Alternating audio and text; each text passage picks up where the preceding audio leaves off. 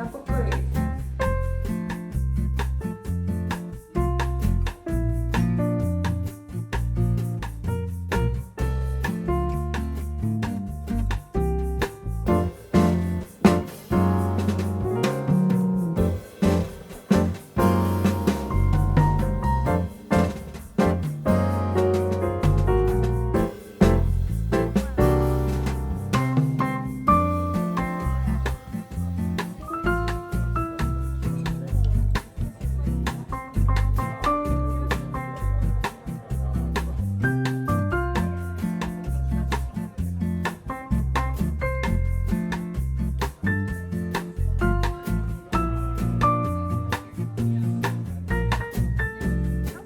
Takže my jsme ve městě Wisła v Polsku, kam vlastně vůbec nevím, proč jsme jeli. Prostě jsme si řekli, že vyzkoušíme nějaký polský město a po příjezdu to vypadalo úplně depresivně. A teď jsme tady na náměstíčku, který je hrozně rostlinný.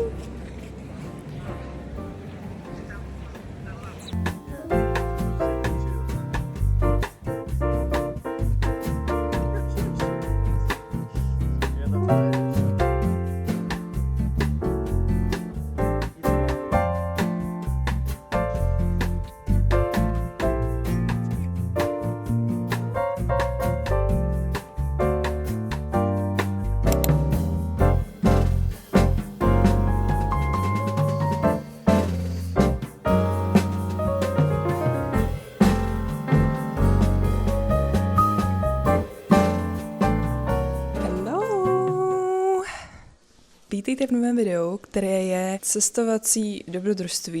Máme dneska neděli asi. Já jsem reálně totálně zmatená z těch dnů, jako asi každý během Vánoc. My jsme přijeli včera do ubytování, který je ve vesnici Wisła, což je v Polsku, kousek od českých hranic. A přijeli jsme sem, protože jsme nechtěli trávit ten divný čas mezi Vánocema a Silvestrem doma. Nechtěli jsme trávit Silvestra doma, takže jsem si řekla, že prostě why not, prostě jedeme na dovolenou a jsme v Polsku. V plánu máme nějaký výlety, chození po přírodě, lyžovat pojedeme asi do Krakova nějaký jeden den, na to se mega těším, protože jsem ještě nikdy nebyla v Krakově a je to tam moc hezký. A celkově jsem nikdy nebyla v Polsku a přijde mi to takové jako hodně underrated město, že mnoho lidí říká, že to tady je fakt jako krásný a takový milý, jídlo dobrý a tak, takže jsem mega zvědavá. A jinak jdeme teďka ráno ještě na snídani a potom přes den budeme, nevím, odpočívat, chodit tady po vesnici, procházet se.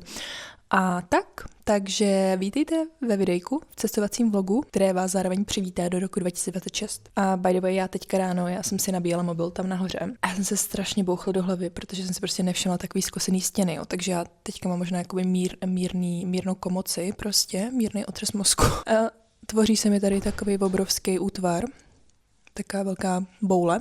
Dost to bolí, takže uvidíme, jestli mě to nějak jako ovlivní psychicky. To se mi děje docela často, že se někde bouchnu do hlavy, protože prostě jsem taková nepozorná a tak. Jo, já se jdu připravit, vyrazíme do města na snídani a potom uvidíme, co nás ještě potká.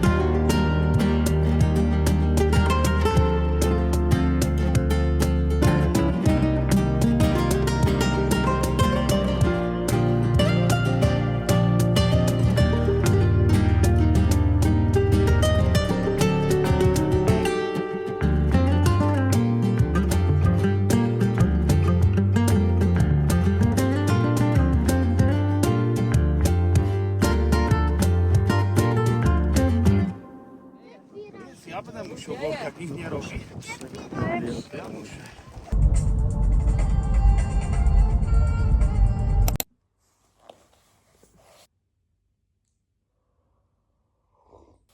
Já jsem se právě zbudila a já jsem měla tak šílený sen. Mně se zdálo, že jsem s někým vyráběla nějaký tyčinky, nějaký sušenky a hrozně dlouho nám trvalo vymyslet název a potom na mě dodal úkol, že musíme jít udat nějaký zbytky toho těsta do nějakých kaváren, aby se to jako začalo prodávat a tak jsme v kavárně museli s někým asi hodinu vysvětlovat barmanovi, že jak to funguje ty tyčinky a proč jim to tam zrovna my můžeme dát a mělo to velikost 2XS, ta tyčinka, protože evidentně údajně je třeba taková marská XS, takže naše tyčinka byla 2XS. No nevím. Dneska jdeme na hory. Já jsem se docela zvykla na teda vyspávání teďka přes ty Vánoce, protože konečně prostě trošku si tady dopřávám spánek, ale vzhledem k tomu, že na lyže je dobrý jít brzo ráno, aby byly sjezdovky hezký, blablabla. Takže teď máme asi 7:40 a my tak za hoďku vyrazíme už na sjezdovku a já jsem naposled byla na snowboardu tenhle rok, někdy v únoru a já jsem tam absolutně nebyla schopná nic dělat, protože já jsem byla v tu dobu na snowboardu třeba po 7 letech, já jsem strašně dlouho nikde nebyla.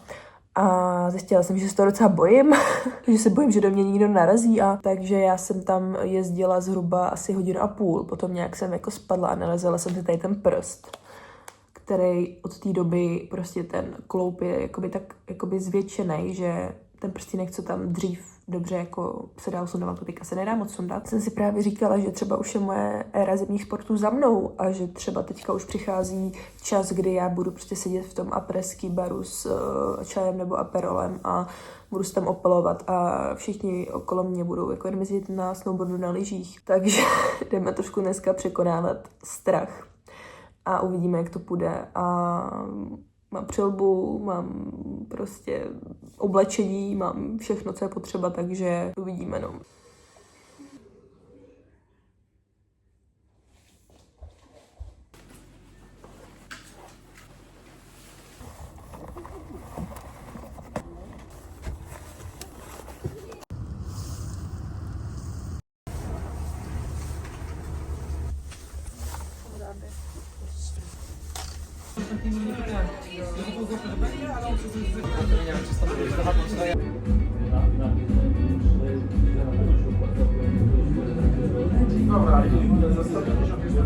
Pro někoho jede možná.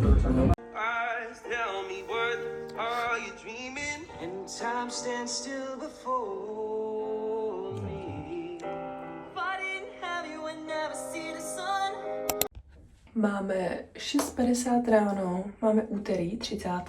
a my jsme dneska stávali brzo, protože jedeme na celý den do Krakova.